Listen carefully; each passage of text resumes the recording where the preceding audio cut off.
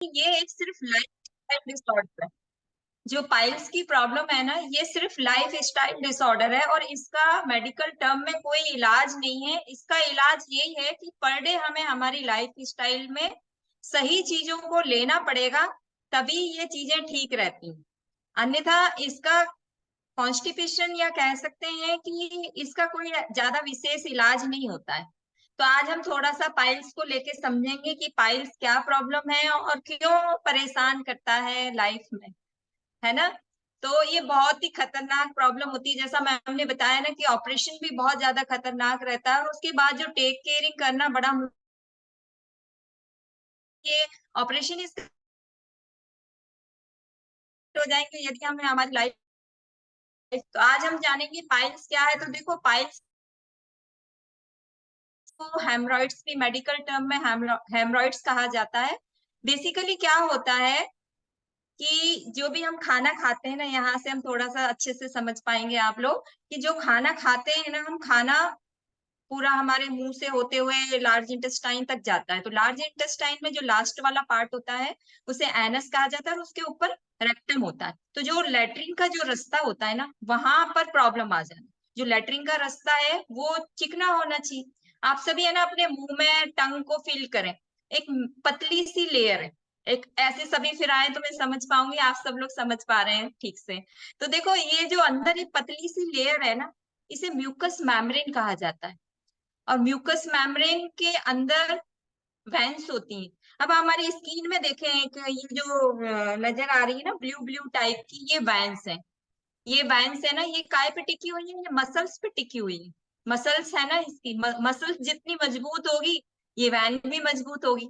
तो जो लेटरिन वाला एरिया होता है ना, जो एनस वाला एरिया होता है, जब हम अच्छा खाना नहीं खाते हैं, जब हमारी लाइफ स्टाइल ठीक नहीं हो, लाइफ स्टाइल का मतलब खाना पीना सोना, है ना, ये सही नहीं होता है। उस कंडीशन में क्या होता है कि जो लेटरिन वाला रास्ता है वो सूजन आने लगती है धीरे धीरे करके। वहां की जो म्यूकस मेम्ब्रेन है, जो चिकनी सतह है, वो फटने लगती है, अपने आप खराब होने लगती है। कब खराब होगी? जब यहाँ पर कोई चीज फंसेगी।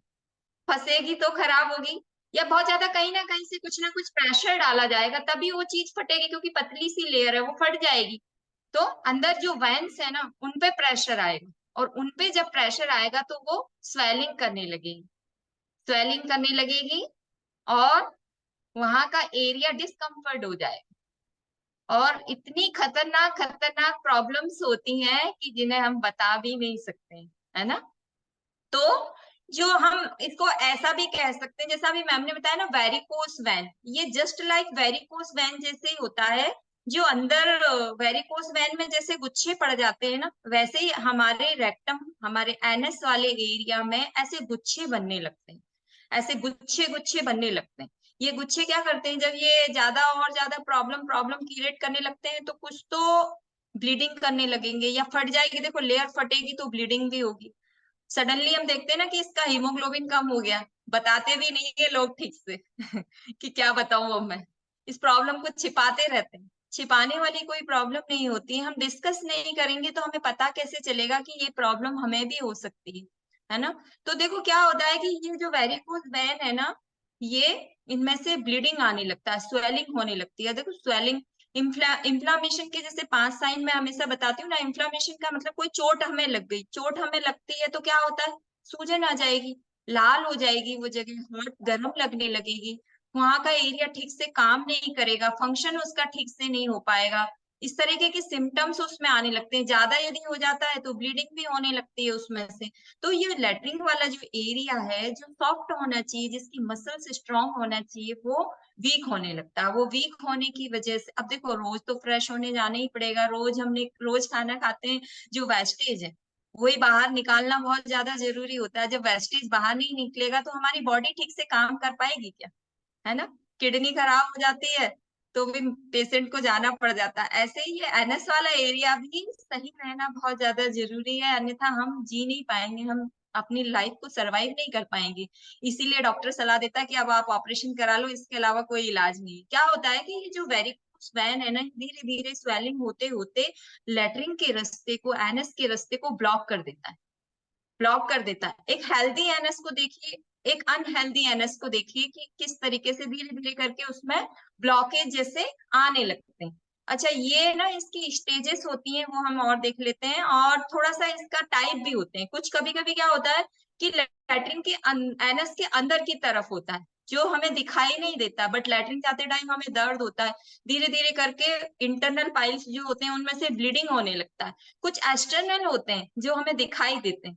फिर धीरे धीरे क्या करता है, जो इंटरनल है ना, जो अंदर वाला है ना, वो भी प्रेशर डालने की वजह से, प्रेशर अब रोज तो फ्रेश होने जाना ही पड़ेगा, प्रेशर डालने की वजह से धीरे धीरे बढ़ता चला जाता है। अच्छा, पाइल्स ठीक क्यों नहीं होती? ठीक इसीलिए नहीं होती है क्योंकि रोज फ्रेश होने जाना है, और रोज फ्रेश होने जाना है तो एनएस का रास्ता चौड़ा होता है। वो मसल्स अपने आप ही खुलती है और वापस सिकुड़ती है। जब वो खुलती है, हम प्रेशर डालते हैं तो उसमें से वापस से ब्लीडिंग हो जाता है।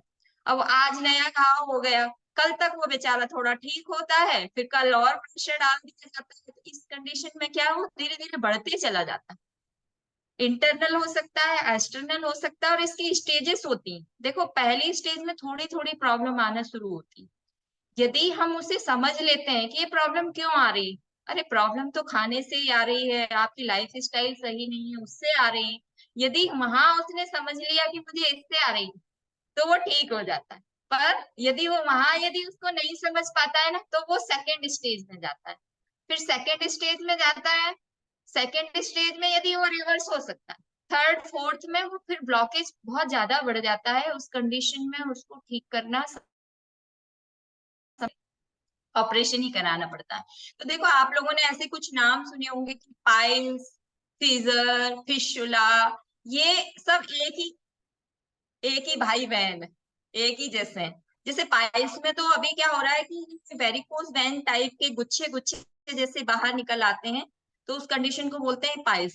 सीजर में क्या होता है, कट लग जाता है, टीयर हो जाता है, ब्लीडिंग होने लगती है। वहां पर प्रेशर लगने की वजह से ये चीजें ब्लीडिंग ब्लीडिंग होने लगती है। तो ये सब कंडीशन। एक फिशुला में क्या होता है कि वो कैविटी तो बंद हो गई, कोई अनादर कैविटी बन जाती है। जैसे रोज रोज प्रेशर लगाने की वजह से सेटरिंग का रास्ता है ही सही, एक और रास्ता बन जाता है, उसे बोलते हैं फिशुला। आपने सुना होगा ना, फिशुला का ऑपरेशन हुआ उसका। फिशुला मतलब कि लेटरिन के रास्ते के साइड में दूसरी एक ओपनिंग बन गई। अच्छा, इस कंडीशन को ना लोग समझते भी नहीं कि फिशुला क्या है। फिशुला में मेरे पास जो पेशेंट आते हैं वो बोलते हैं कि लेटरिन की साइड में मुझे फोड़ा हो गया, फुंसी हो गई, और वो फोड़ा कभी ठीक नहीं होता है। उसमें कभी कभी पस आता रहता है, पस आता रहता है, और पस क्या, वो एनएस जो लेटरिन है वो धीरे धीरे करके वहां से निकलती रहती है, निकलती रहती, कभी वो ठीक हो जाती, कभी वो वापस से हो जाता है। तो ये सब एक दूसरे के भाई बहन है। इन सब कंडीशन में हमें नहीं जाना है, हमारी फैमिली की टेक केयरिंग रखना है। थोड़ा सा हम समझें और डिटेल में कि हम और इसे कैसे अपनी लाइफ से दूर रख सकते हैं। So next. तो देखो, ये ज्यादातर प्रॉब्लम होती है। पहले थोड़ा सा सिम्टम्स और देख लेते हैं। सिम्टम्स यही, वहां पर स्वेलिंग आएगी, ब्लीडिंग होगी, दर्द होगा, बर्निंग होगी। अच्छा, जिन लोगों को है ना, उनको लेटरिन जाने के बाद में 15-20 मिनट तो समझ नहीं पड़ती, इतना दर्द होता है, इतना खतरनाक वाला दर्द होता है। अब दर्द तो होना स्वाभाविक है, जब चोट लगती है तो हमें कैसा दर्द होता है, वैसा ही कुछ दर्द होता है। और पेशेंट है ना, बेचैन हो जाता है एकदम।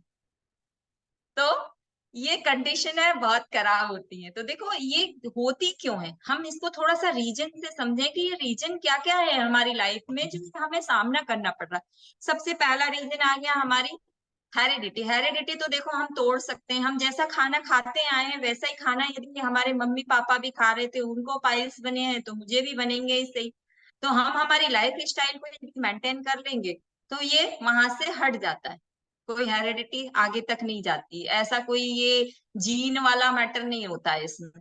फिर sanitary life style. Sanitary life style का मतलब जो लोग बैठे ही रहते हैं, जिन लोगों के पास ज्यादा चल फिर वाला काम नहीं होता, मूवमेंट नहीं होता है, एक्सरसाइज प्रॉपर नहीं होती है, तो भोजन ठीक से पचता नहीं। खास तो यही रीजन है कि भोजन ठीक से पचता नहीं, कॉन्स्टिपेशन क्रिएट होता है, हार्ड मल बन जाता है, सूखा निकलता है, प्रेशर लगाने से वहां पर ब्लीडिंग होने लगती।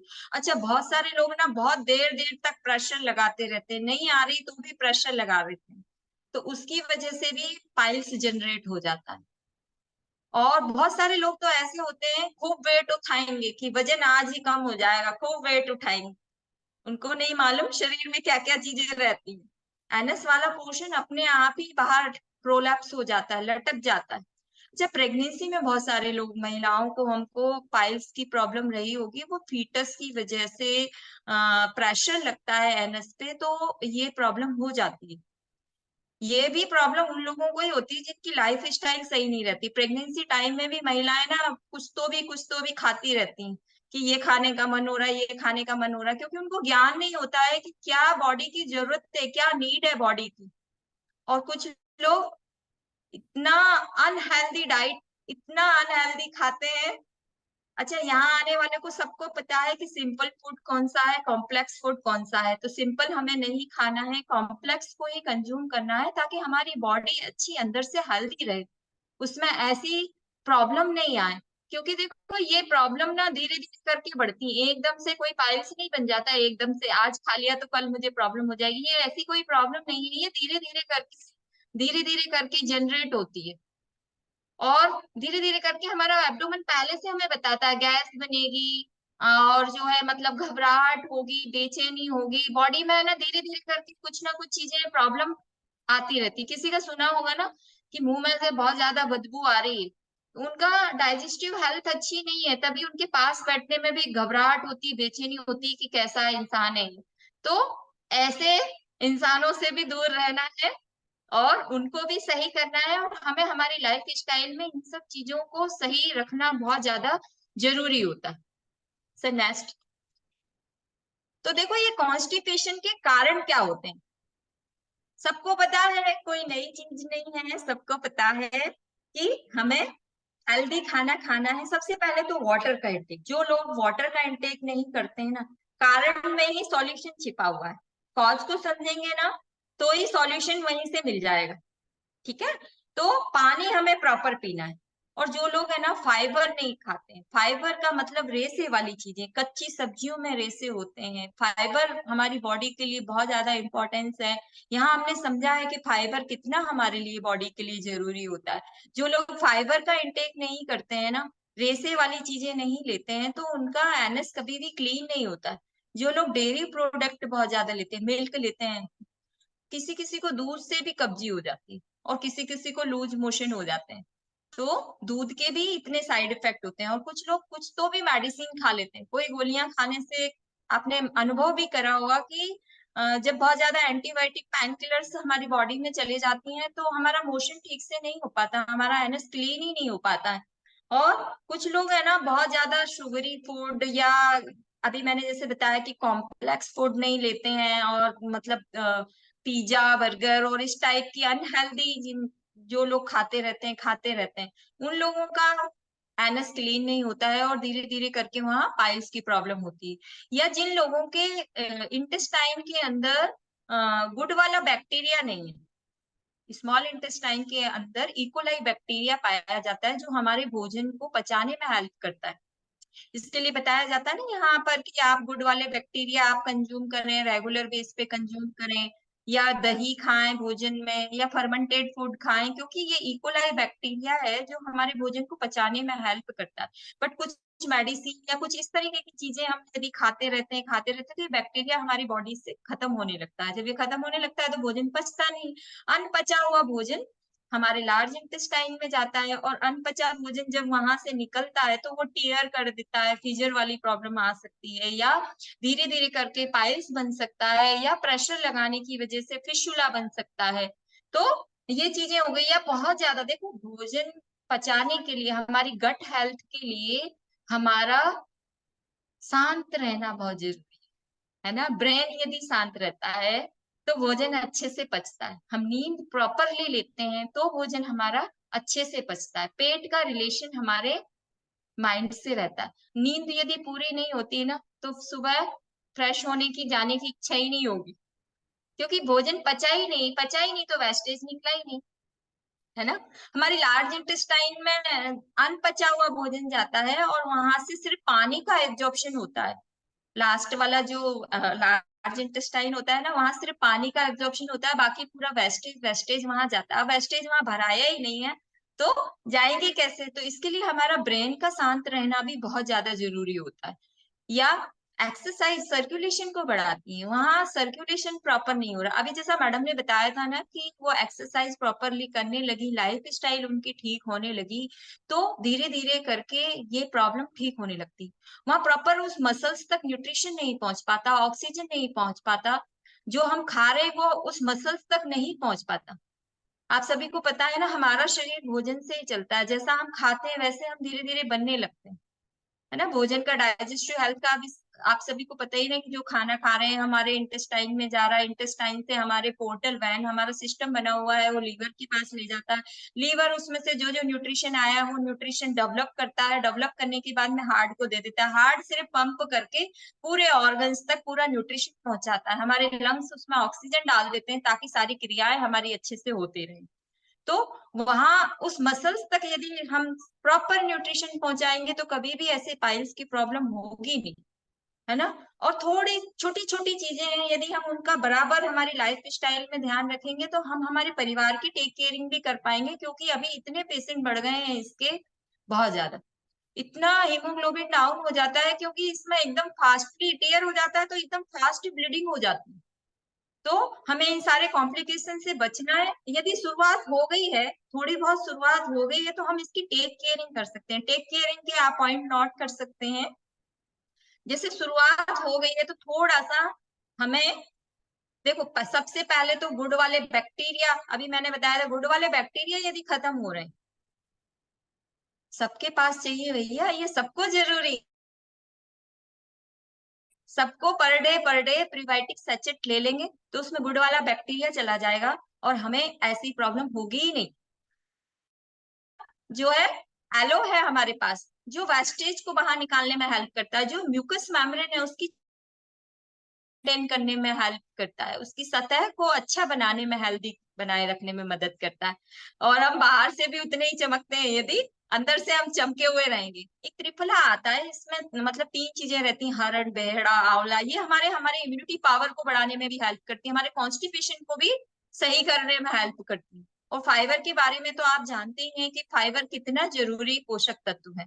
दूसरा, अभी जैसा मैं बता रही थी ना कि हमें यदि ऐसी शुरुआत फिर भी हो गई है तो थोड़ा सा हमें गर्म चीजों को अवॉइड करना है। ज्यादा गर्म चीजें हमारी बॉडी में नहीं डालें ताकि वो चीजें सारी मेंटेन हो सके। और उसको बीटाडीन सॉल्यूशन के बारे में आप सभी जानते हैं, यदि शुरुआत हो गई है तो थोड़ा सा गर्म पानी के अंदर बीटाडीन डाल के या हॉट ओनली फॉर गर्म पानी से थोड़ा सा सिकाई करके एंटीसेप्टिक कोई भी सॉल्यूशन लगा के उसे रिमूव करा जा सकता है। धीरे धीरे करके वो चीजें ठीक होने लगती हैं। मोशन जाने के पहले कुछ क्रीम्स आते हैं, उनको आप अप्लाई कर सकते हैं, बट उनकी सबकी जरूरत नहीं पड़ेगी। जो मैंने अभी पहले बताया है उन सब चीजों को यदि हम पर डे ले रहे हैं ना तो कभी भी ऐसी दिक्कत होगी नहीं। हमारी सतह अंदर से भी चमकेगी, बाहर से भी चमकेगी, और हमारा मेटाबॉलिज्म स्ट्रांग होगा। तो हमें हमारी ऑल ओवर हेल्थ के लिए ये सारी चीजों को पर डे लेना बहुत ज्यादा जरूरी होता है, क्योंकि एक दिन में नहीं होता, रोज लेने से सारी चीजें सही होती हैं। और पाइल्स एक ऐसा कॉम्प्लिकेशन है कि जिसका कोई इलाज नहीं है, हमारी लाइफ स्टाइल को सही रखना ही इलाज है। तो thank you so much, thank you once again, thank you.